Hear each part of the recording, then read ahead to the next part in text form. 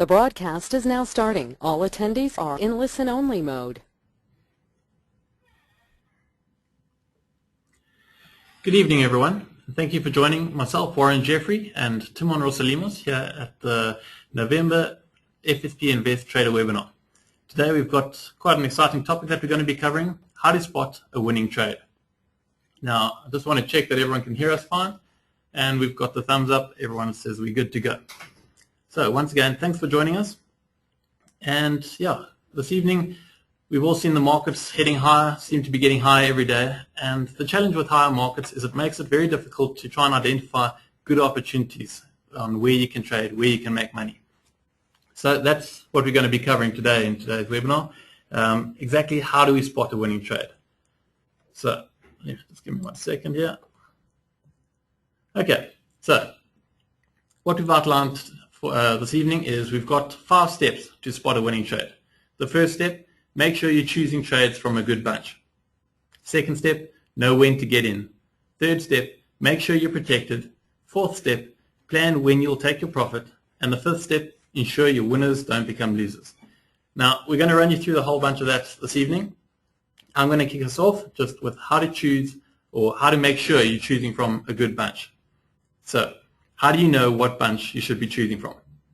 For this evening, we're going to be focusing on long-only trades. So trades where you're buying a share or buying into something where that price is actually going up. Now, the reason we're doing this is with the markets heading higher and higher on a steady basis, we're going with the trend. We're looking for opportunities to trade as the market kicks up. So in order to find which shares we should be trading, I'm going to introduce you to a couple of fundamental filters. Now, these filters aren't going to tell you exactly when to get into a trade, exactly what to buy, but it gives you a list of shares that you should be looking at in order to buy, and shares where you're likely to find good trading opportunities. Now, the fundamentals we're going to be addressing are market capital, return on equity, low PE, and market liquidity. So, let's get started. The fundamental filter number 1 that you should be looking at when you're looking for shares to trade is market capital. Now, I've put a note here saying you want to look for shares with a market cap of more than 5 billion rand. Now, the reason you want to do this is these are generally companies that are large enough to offer stability and predictability. After all, the bigger a company is, the less likely small events are to throw you a curveball and destroy what could be a good trade. Now, larger companies are also less likely to have massive intraday moves that can stop you out. What I'm talking about is if you take a share like Naspers can kick up and down 20 Rand very easily, but the share's trading at 900 to 950 Rand, so percentage-wise, that's actually not such a big move. And the key with this is when you're looking at much smaller shares or shares with a much smaller or lower market cap, you know, say a share's trading at 50 cents, it's worth less than 5 billion, so it's only worth a couple 100 million. If you get one big buyer, he can really push that share around. You know, he has a lot of influence, and the odds are the share price is going to move a lot. This could see you getting stopped out. So, through the course of this evening, we're going to be looking at one example, in particular Bidvest, and how Bidvest relates, or how these steps that we're going to show you relate to Bidvest. So now, look at market cap. We see Bidvest is currently on around 76.8 billion Rand. So it easily qualifies as a share you should look to trade as it's got a market cap more than 5 billion. The next fundamental filter you want to look at is return on equity.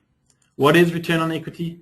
Return on equity is just the easiest way to explain it is how much money a company can generate from the money investors have given it. Essentially, it's how well a company can get your money to work for you. So, what are we looking for? We're looking for shares with an average ROE of more than 15%. Now, the market at the moment has an average ROE of around 12%. So when you've got a company with an ROE of 15% or more, it's showing that it can deliver better returns on your money than the average shares in the market. Now, any company doing this is most likely to outperform the market and is likely to see an increase in share price that is rising faster than the market in general. But we're not just happy with 1 year's ROE. Now, you want to actually get some consistency and, like I said, predictability. So we want to look at the 3-year average. If you find a company that's managed to average for the last 3 years an ROE of more than 15%, the odds are that company is going to see its share price head higher in the future. So turn the odds in your favor by looking for shares with a higher than average ROE. Okay, now moving to our Bidvest example that we're carrying. Bidvest has an average ROE of 20.3, which is fantastic. This is essentially saying Bidvest is able to return 20% of money on what shareholders have placed with it every single year. That's a solid one, and it's likely that that kind of share is going to head higher. Right, the third fundamental filter we're going to look at is low price to earnings ratio. Now, price to earnings ratio is literally what the name implies. It's the share price divided by the annual earnings. Now, what it does is it shows you how relatively cheap or expensive a share is compared to the rest of the market. So we want to get shares with the PE that's lower than the market average. Now, right now the market's PE is actually at quite high levels. It's sitting at around 19. And this means that the average market share price is 19 times higher than the annual earnings of the average share in the market. So when you find a share with a PE that's lower than 19, preferably you want to be looking for something with a PE lower than even 15, this is tipping the odds in your favor in that it's showing you the share is likely to be cheap at the current price and definitely cheaper than the market. Now, there are a couple of benefits to this. Firstly, if you're getting a share for cheap, the odds are more investors will see that. They're going to start buying it. They'll drive the price higher. But the other side of it is, say something happens in the market and turns the share price lower, or turns the market as a whole starts to dip down. If you've managed to buy a share for cheap, the odds are its price is not going to fall as fast or as far as the rest of the market because it was already cheap to begin with. This gives you some layer of protection when you're entering into a long trade. Right now, Bidvest has a PE of 17.1. Now that's cheaper than the market. Bidvest is actually in the middle of quite a strong rally at the moment, and you go back probably 3 weeks and the PE was sitting at around 15. So Bidvest is a share on the way up and is still offering better value than the market's offering. Okay, this brings us to our fourth and final fundamental filter, high liquidity. Now, why do you need liquidity? Essentially, liquidity is showing you how much of a share is traded every single day.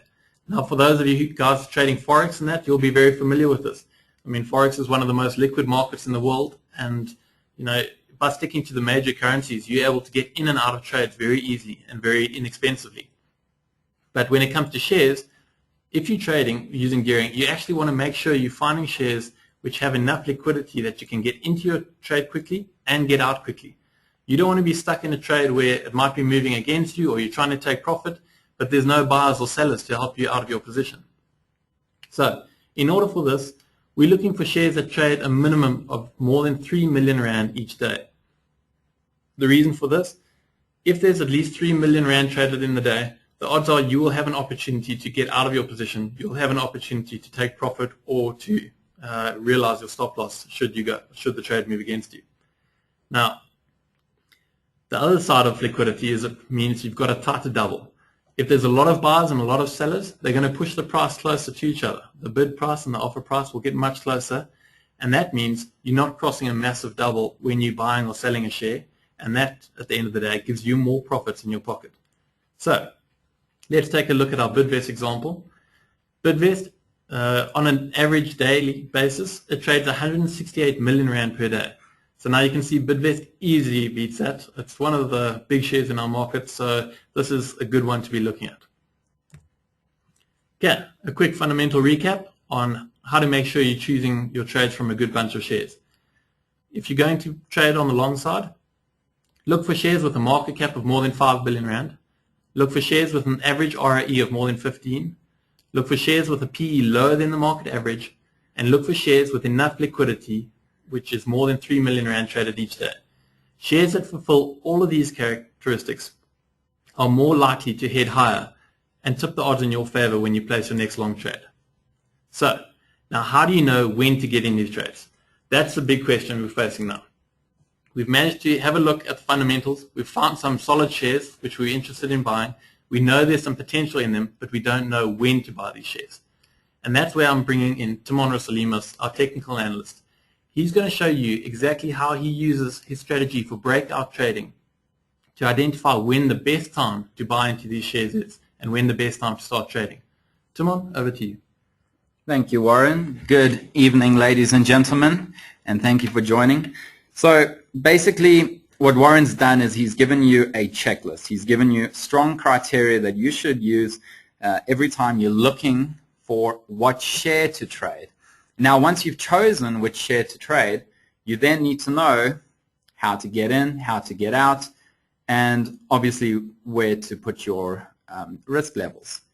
So tonight, I'm not only going to give you those levels, but you're going to get a whole strategy. You're going to get a whole system that's been working for just under a decade, and it's using something called breakout patterns. Now, all types of systems work. You've got breakout patterns, you have swing trading patterns, you have many different patterns. But for this one, I'm going to show you today one pattern that has been quite predominant over the years. For those of you who know a bit about breakouts, the pattern I'm going to show you tonight has been the most abundant pattern that's formed this year. It's been around 75 to 80%. I'm sure those of you who've taken the trades know exactly which pattern it's going to be, and I'm going to be showing you everything about it tonight. So, what is a breakout pattern? Well, first thing, the pattern forms, it consolidates, and then it breaks out of that certain range, right? So once it's made a range, you wait for the price to break out of it. Then you get into your trade and you put in your levels. So what are your levels? Obviously, it is your risk level, which is your stop loss, and your take profit level. And then you wait for it to break out and let your gains fly. So why am I a breakout trader? Well, there are a number of reasons. The first one is that you have a system set up that when it breaks out, you can follow a certain criteria. You don't care which way the price breaks because you can make gains in both directions, whether you go long and short. I'm a breakout trader that prefers to go long in the markets. The market goes up 70% of the time and drops 30% of the time. So I'd rather go with the market than against it at times. So that is the reason why I buy more than I short. The third is that it's easier to place your stop loss levels. As I told you, it creates a criteria that you need to follow. And if you follow more or less the same criteria every time, you'll be dealing with one system rather than a bunch of systems. And it'll give you peripheral vision of where the market's going. So whether the market is going up, down, or sideways. So that's it. That is the pattern I'm going to be talking about tonight. It's called the cup and handle pattern, or the cup of tea pattern. And I'm sure you know exactly what it looks like. It looks like a cup and handle. So let's start out with getting into the trade. So first you wait for the pattern to form. And how it does that is that it forms a big rounding bottom, which looks like the cup. And then it forms a small rounding bottom, which looks like a handle, if you use your imagination, of course. So what you're going to do is that you can see it bounces up and down a certain range. Now, this range, it bounces off this level, and this level, and this level, and it's more or less the same level. So this would be the level where you'd wait for the breakout. And once it breaks out of the range, then you'll be able to get into your trade. So here it has broken out. As you can see, this big green candle, it's broken out of the range and it's opened just above. So how do you know when to get in? Well, the next candle has to open above the breakout. As you can see, since it's formed that range, it's broken out and the next candle has opened above it. For this example, which is Bidvest, we got in, you would have gotten in at 252 Rand and 99 cents.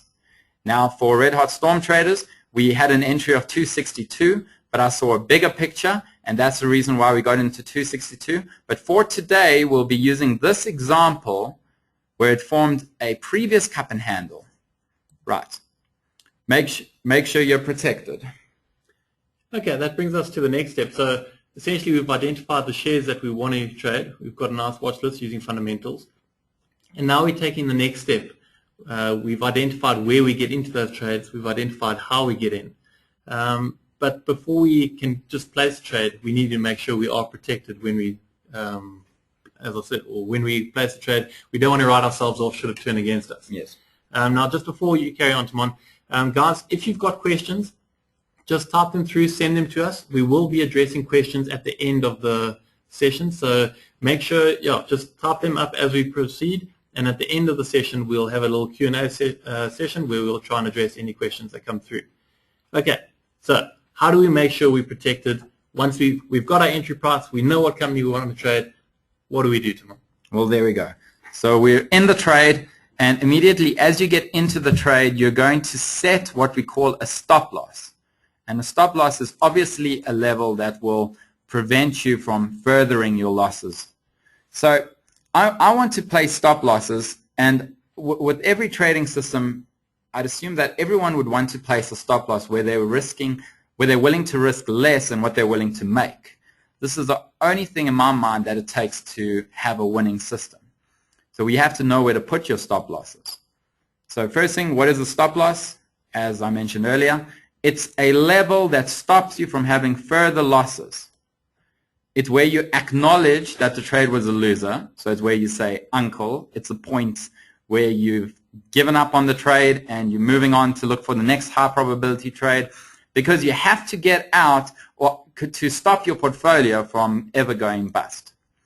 Having a strict stop loss also brings you a peace of mind. So the fact that you've put a level where you know how much you're willing to risk, you can then go out and enjoy your activities in the day knowing that you have a policeman in place that will protect you from further losses. But as I say, in many cases, the market is an unpredictable place, and there are times when it can jump your stop loss, but I'm talking about maybe 1% of your trade. So make sure that you check on your trades at least once a day if you're a day trader, or every few minutes if you're an intraday trader, which means if you are trading on, say, a 10-minute chart, you'd obviously want to check your trades a lot sooner, because you'll take profit and stop loss levels will be smaller than if you're trading on day trading, of course.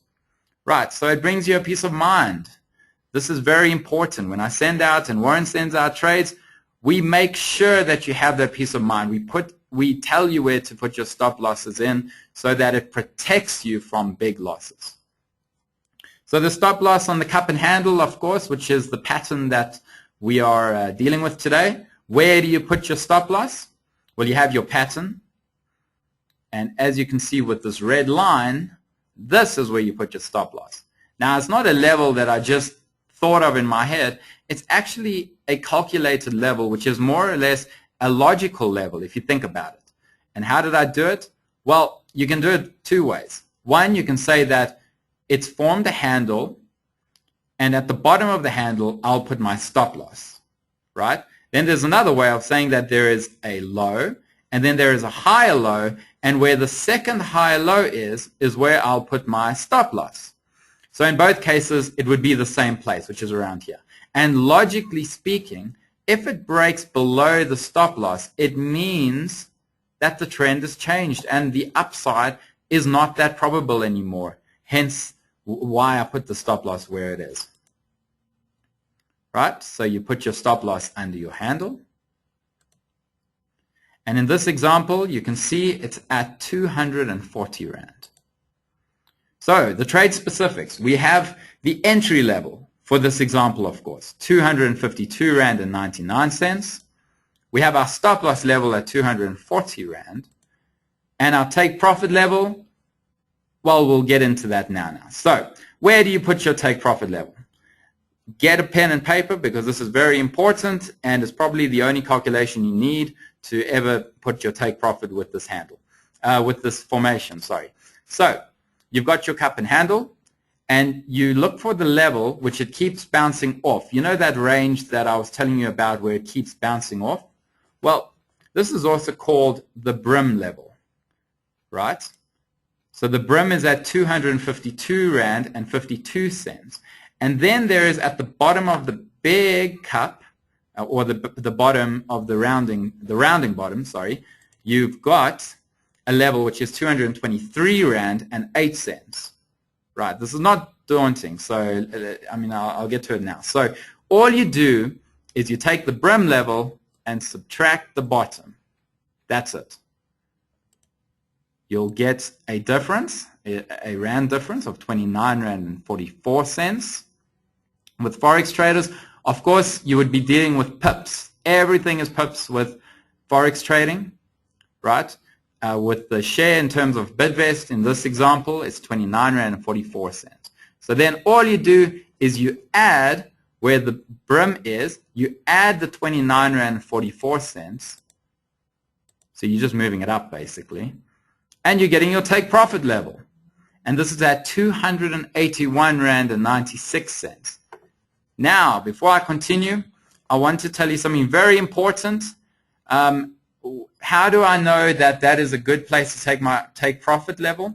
Well, here is a little bit of something that hardly anyone knows with the cup and handle. And that is the handle must be 50% or less than the actual cup.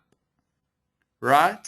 So that makes sense because then this level, the difference between the brim and the bottom, will obviously be at a higher reward than you're willing to risk, which is at your handle. So that's a little bit of a secret with the cup and handle pattern, which you know today. Right. So once you've taken the brim level, you've subtracted the big rounding bottom, you then get the unit difference, and the difference plus the brim level will give you your take profit level. And that is all it takes to be to get your take profit level. Okay, that's great. So now we've identified the shares we want to trade. We know where we're getting in. We know where we're setting our stop loss. And we've planned where we're going to take our profit. Now, we often hear about guys, they get into a trade, it was looking so good, it was moving in their favor, and then something happened. The market changed direction, it dropped down, and what was looking to be an awesome winning trade suddenly becomes a loser. Now, I know, Timon, you're going to talk us through a strategy that guys can implement to help make sure that their winners don't become their losers. You want to take that? Yeah, sure. So this strategy I'm going to show you is also it's actually a secretive strategy. Not many traders know about it, and because not many traders even implement a stop loss. But now I'm going to show you a strategy of how to limit your losing positions. Now, I'm not going to say it's going to eliminate all your losing positions, because I've been in the market long enough to know that it is impossible to have a 100% win rate, a successful system. So I'm going to show you this strategy today. I hope you have your pens and paper ready and you're going to write this down, because it could limit majority of your losers. Right, so the break-even rule to stop your stress. That is what it's called, the break-even rule. So you have your formation, you have your cup and handle, right? You have your entry level, and you have your stop loss. That is all you need to know the break-even rule. So you can forget about your take profit for now. Just don't even think about the take profit level. This rule is going to stop you from having further stress. It's going to stop you from worrying about your trade. And it's a systematic approach to limit your losses, of course. So what do? I'll tell you now. So we bought here at 252 Rand and 99 cents. We put our stop loss at 240 Rand, as you can see. Then what you do is you subtract the difference between where you bought and what you're willing to lose. So you take 252 Rand and 99 cents minus the 240 Rand, which is your stop loss, and you'll get the amount that you're willing to risk in your trade. And this is 12 Rand and 99 cents. So let's just start this off again. Your entry level minus your stop loss is equal to your risk. Okay? And so in this case, you're taking 252 Rand 99 cents minus 240 Rand, and you're willing to risk 12 Rand and 99 cents, then all you do is you take that 12 Rand 99 and you add it to your entry level, right? Now, if the price of the market hits that level or the break-even level, that is when you move your stop loss to break even. But I'm going to tell you exactly how to do that now. For Forex trading, it's a lot easier. I'm going to show you both ways so you don't have to worry. Okay, so what you did was you took your entry level, you minus your stop loss, and it gave you that 12.99. Then you added it to your entry level, and you got your break-even level. It's not where your take profit is. I repeat, it's not where your take profit is. It's where the market must go, where you'll get a risk to reward of 1. Okay? Because what you're willing to risk is the same as what you're willing to make. That's all it is. This here, in terms of ratio, is 1 to 1. Okay. So how do you know where your break-even price is? This is also very important.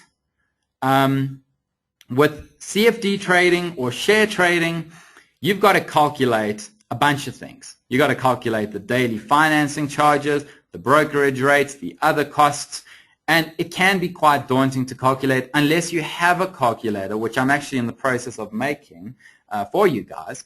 But I wouldn't tell you something that's daunting just to scare you. So there's actually easier ways to calculate your break-even price. And the way to do it is to not do it yourself. Sorry. So what you can do is you can phone your broker and simply ask him or her what your break-even price is. So once it's reached a risk to reward of 1, it will then you then phone your broker and you say, listen, the market's been going up in my favor. It's unfair if I take this big stop loss, because it is unfair. The market's going up in your favor. You can't risk. It shouldn't be right to risk that amount, since the fact that it's gone so high. So phone your broker and tell him to raise your stop loss. Now, if your broker won't raise your stop loss because he doesn't know how, you can then get another broker. Because I know there are many brokers that are more than willing to help. In fact, you should have a broker that you can phone him at any time of the day and bug them with any question you have or any essential question you have, or tell them to get you into a trade at any time. Very important to have a broker that you've established a relationship with. These are not guys that you should be scared of. It's not like in the 1970s and 1980s where the brokers were quite daunting. They're actually very friendly guys. So this will take a minute for them to calculate. It might even take less, but they will do all the work for you. So they can tell you where the break-even price is, or they can do it for you. So you can tell them to raise your stop loss to the break-even price so you don't have to do it. With Forex trading, depending on your broker, of course, there are less costs. The cost is obviously your bid and offer. And so there aren't additional charges like daily financing charges, brokerage rates, other costs. All it is a tight spread between the bid and offer. So you can implement the break-even rule with shares, CFDs, Forex. Heck, you can even do it with bonds. You can do it with anything that has a chart and has risk involved. Very important to consider. So with the break-even rule, your losers will diminish big time. So now, let's go back to our trade specifics. We have our entry level. This is the final part that I'm going to talk about, which is to sum up everything we've done in simple English. Right, so we have our entry level at 252.99 cents. How did we do that? You made sure that the candle opened above the brim level, that level that it keeps bumping off. Second, we put our stop loss level at 240 Rand, right? You place your stop loss below the handle level. Now remember, the handle must be 50% or less than the rounding cup, or else it's not a cup and handle. But that's another formation which we can say for another day. But this cup and handle has been the most dominant formation this year, and it probably will be for next year and the years coming, because it's the most logical pattern why it should work. Right. Then the take profit level, well, we can scrap the question mark, because now we have the take profit level, which is at 265 Rand 98 cents. And how did we do it? Well, simple calculation. You take the brim level minus the bottom of the big rounding cup, and you add it to the brim level. And whatever level that is your take profit. And you will know that your risk to reward is higher than 1. Okay? With the break-even rule, we took our entry level, we minused our stop loss, and we added our entry level, and that would have given you the difference. Obviously, the entry minus stop loss will give you it will give you a positive number. Isn't that right, Warren? Yes. So the break-even rule, that's the simple calculation. You add it to the entry, and this is where the risk to reward will be 1-to-1. So you either phone your broker and tell them to raise your stop loss, or you can do it yourself. Phone your broker, ask them where the break-even level is, and then you can implement it yourself. Right. Okay, that brings us to the end of there. Sorry, I just noticed there's one slight thing here. This 265.98 level, that's the level at where you would actually implement your break-even rule, because that's essentially your entry level plus the difference between your entry level and your stop loss of 240. So that when you see Bidvest in this example that we've covered tonight trading at 265.98, that's when you would implement your break-even rule. Yes. And from that point on, then you can know you're no longer risking money. And if the share carries on running up and hits your take profit at 280 or wherever you've set it, yes, then you can bank some great gains. That's correct. Okay. Definitely. Okay, guys. I hope that's helped you guys identify some, how to spot a winning trade in the market. Now, we're just going to go through a couple of questions. I see that they've been coming through here. So let me just get them up on screen here. Okay, Damon, if I can send the first one through to you. Sure. Okay, I often hear traders talking about risk and reward levels. This is from Alexi, by the way. I often hear traders talking about risk and reward levels. What's the minimum ratio a trader should look for before getting into any trade? Right, so as you know, with the cup and handle formation, we know that the risk to reward must be greater than 1. In fact, it should be around 1.5. So 95% of my trades that I send out, I look for a risk to reward of 1.5, which means that I'm willing to risk 1 and I'm hoping to make a reward of 1.5 times more. This is a winning strategy over time because you will always make more than you're willing to lose, right? So let's say you have a risk to reward of 1-to-1 and you have a system that is 50%. You're not going to make or lose anything. In fact, you might lose because of the costs that are involved with trading. So to answer your question, Alexi, it all depends on you, but I wouldn't suggest you trade anything that has a risk to reward of 1.5 and less. So it has to be above 1.5. Okay, so 1.5 is the figure to look out for. Okay, fantastic. Now, I mean, just when you're going for 1.5, I mean, the reason you're going for that is you always want your winners to outweigh your losers. And even if you have the equal amount of losers and winners, you'll still make money at that risk level. Is that correct? Yes, that's 100%. Okay. Okay, sorry. Next question. This is from Devin. Okay, Devin wants to know, I see you guys have only spoken about finding long trades. Is there a reason for this? Okay. Like I mentioned in the beginning, the market at the moment has been heading steadily higher. Now, I'm of the view, don't fight the tide. If the market's heading higher, let's try and trade with it. We want to try and find opportunities in the market where we're not trying to call the top. The challenge with the bull market, when things are running, they generally run a lot higher than anyone would expect. So in terms of safety and in terms of tipping the odds in our favor, we're not going to sit here and try and say, oh, this is the top of the market, this is when you should be getting short. We'd rather wait for the market to actually start to turn, wait for some weakness to come through, and that's when you can really get in on those short trades. For now, America's not tapering its QE, and they keep pumping $85 billion into the markets every month, so we can expect the markets to keep heading higher, and we'll keep looking for longer trades. Okay. I see over here a question. Okay. What time frames do you trade on? Well, I guess it depends on me and Warren because we have different time frames. But the real question to ask is, what time frame suits you? So I trade personally, you can know this, I trade personally on daily for, say, CFDs or share trading or even hourly charts.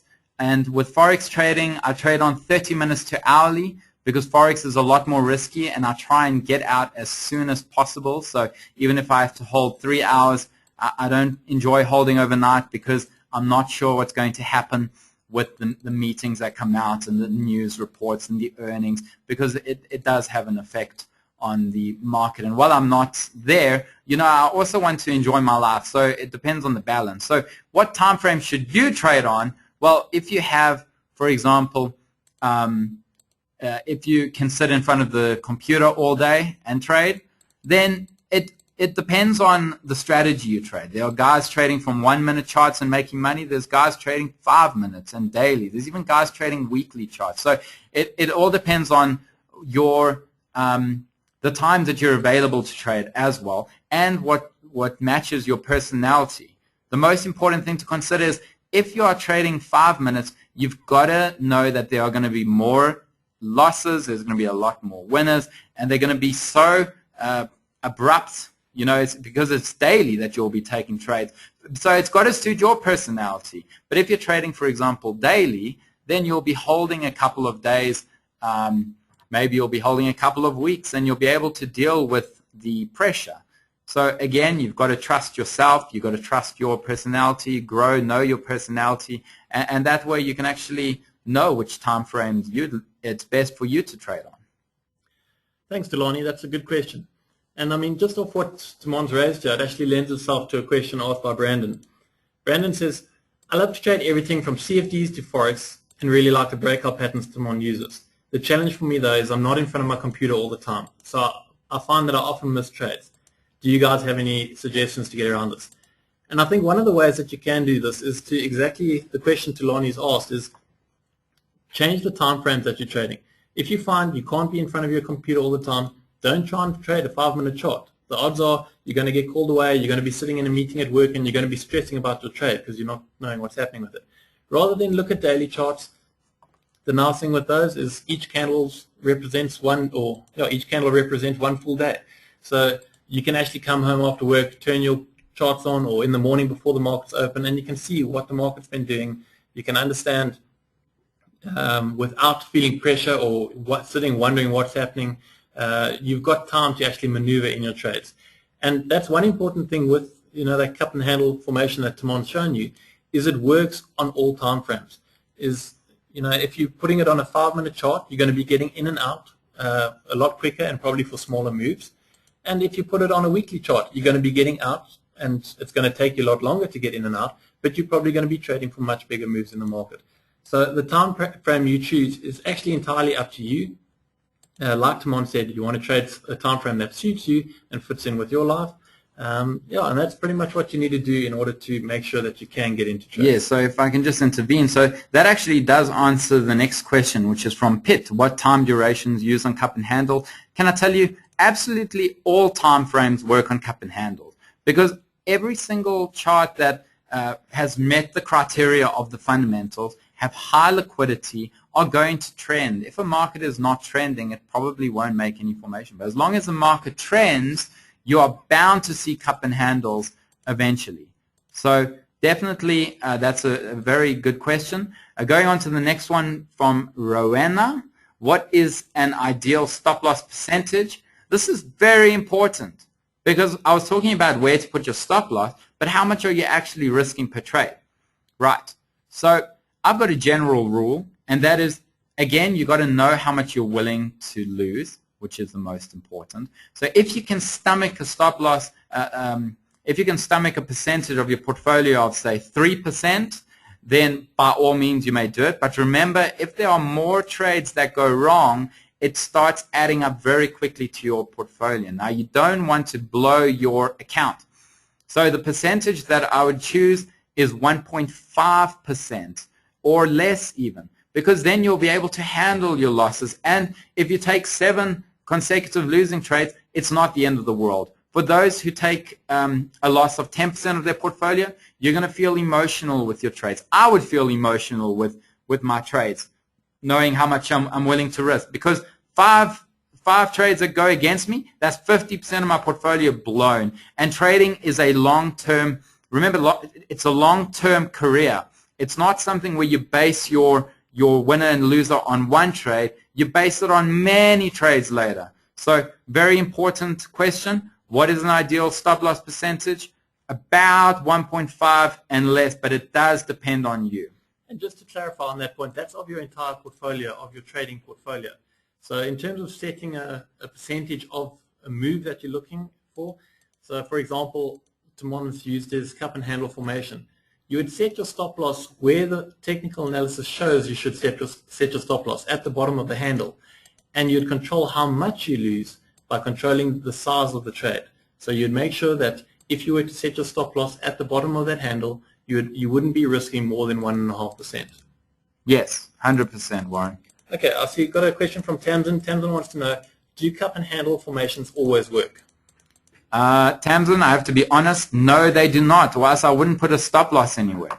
This is crucial to any system, is that it's not always going to work, but based on a breakout trading strategy, it will probably, the question to ask is, what is your win rate for the cup and handle pattern? Now, in statistics-wise, over the past few years, but as you know, past performance is not indicative of future results, is that the cup and handle pattern has been yielding around 75% winners, right? So that means that there are losers, and I'm actually quite happy with my losers, because if I only had winning trades, I would have a lot of ego involved with my trading, and I would think that I'm the king of the world. So you have to be balanced with the stock market. You take a bit from the stock market, and you give a very little bit back. But overall, the cup and handles do work more often than not. Yeah, and I think that's what we're looking for. We're looking for something that provides you with more winning trades and more losers, and that's going to turn the odds in your favor. We've got a question from Alex here. Alex just wants to know, how would you adopt your approach if you're using internet trading where contact with the broker is limited and you can only set one stop loss? Now, Timon, have you got a take on that, and I'll follow after you? Yes, if you have one stop loss, there's nothing wrong with that. The break-even rule was just an additional technique that you can use to limit your losses. I'm not saying it's an absolute must to the system. The system will yield profits eventually, and if you can't alter your stop loss, then first thing I'd question is which broker you're using, really. Because nowadays, with the wealth of trading platforms out there, you should be able to change your stop loss in just a few seconds. So the system works without the break-even rule, but it does work better with the break-even rule. Sure, and I think the other thing that you can do with that is, if it's connectivity or a difficulty getting hold of your broker that you're worried about, then again, like we mentioned earlier, you can just push your time frame out slightly. So trade on a slightly longer time period, and the odds are you'll have more of an opportunity to get hold of your broker or to find some internet connection where you can move your stop loss before you get stopped out. It just gives you a little bit more time. So maybe just look at lengthening your time period slightly. Okay.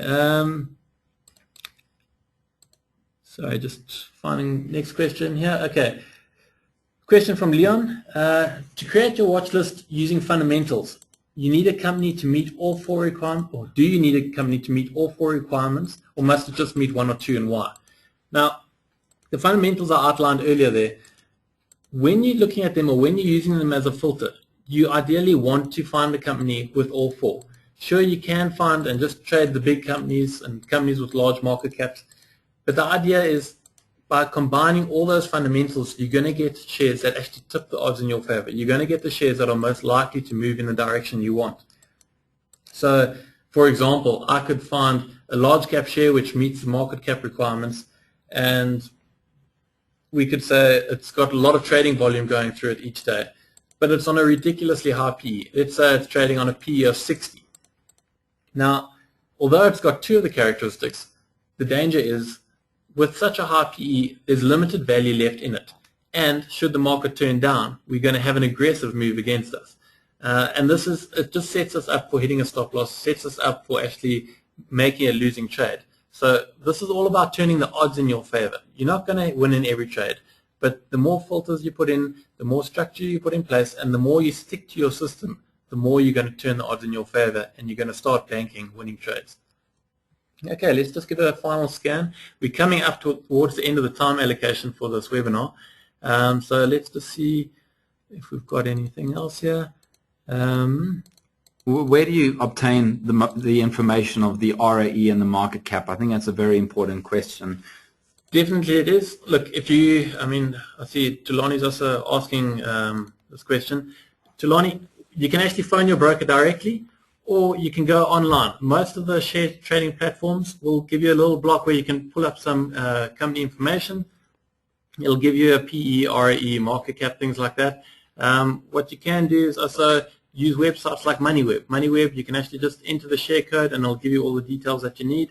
Maybe it gives you an idea of the shares you want to trade, and then once you've outlined that, then you can phone your broker and narrow it down just before you place the trade. Okay, I think that pretty much brings us to the end. I think we've probably got time for one more. Let me just check here. We've got one more. Okay. From Alex, why not use a trailing stop loss once the shares pass break-even level? Well, I guess you can, because once you've raised your stop loss anything above the break-even level, you're then locking in, you're not going to take a loss. So you can absolutely do it. With Forex trading and Red Hot Storm Trade, in fact, I even do it where I try and let them bank at least 5% on margin because they deserve it. The trade's gone in their favor, and so you can raise it above. You don't want to raise it to the level where you're going to get stopped out immediately. That's the reason why I put it at a certain level, because the market does jump up and down. So I think when you place your stop loss level, or what I call the profit stop level, then you can raise it, but not exactly where it is, because then you will be going against a certain system.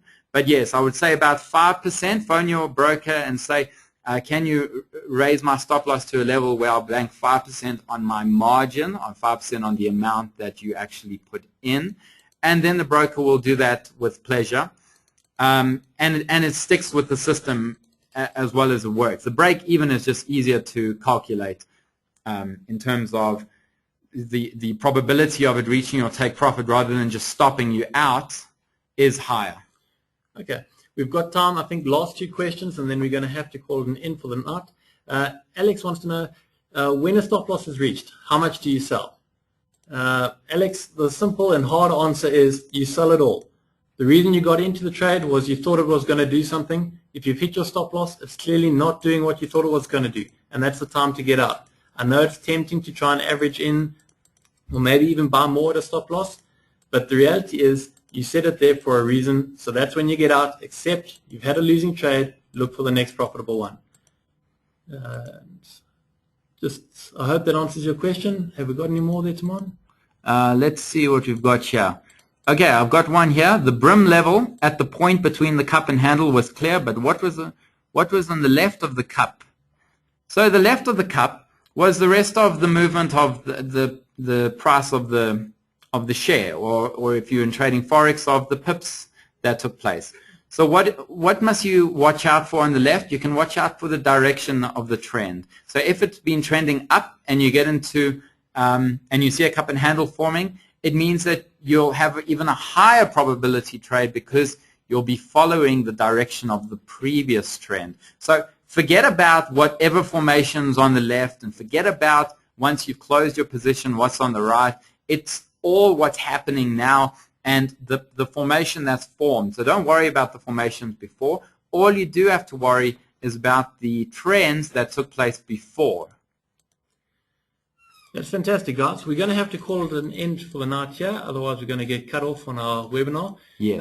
What I can ask is, if you guys have any further questions, please visit the investorsclub.co.za, and Timon, myself, the rest of the FSP Invest guys are on this club. We go on there daily. We answer as many questions as we can. So I see we've also got some questions coming through about specific shares and things like that. You know, guys, send them through to the investorsclub.co.za, and we'll try and address as many as we can every day. As I said, the whole team will work to get you an answer. And it's been really great joining you guys tonight, and thank you very much for joining us. Timon, have a great evening. Yes. And our VIP Trader subscribers, have a fantastic evening. Thank you very much, guys, for attending. I hope you've learned a great strategy and hope it will improve your trading even more than before with just these simple tips. And if you do have a question, remember investorsclub.co.za, it's all free. We don't want you to commit anything financially. We want you to just ask away, and we'll be more than willing to help. So thank you very much for joining. Warren, thank you. It's been a pleasure. Great, guys. Have a great night. Have a good evening.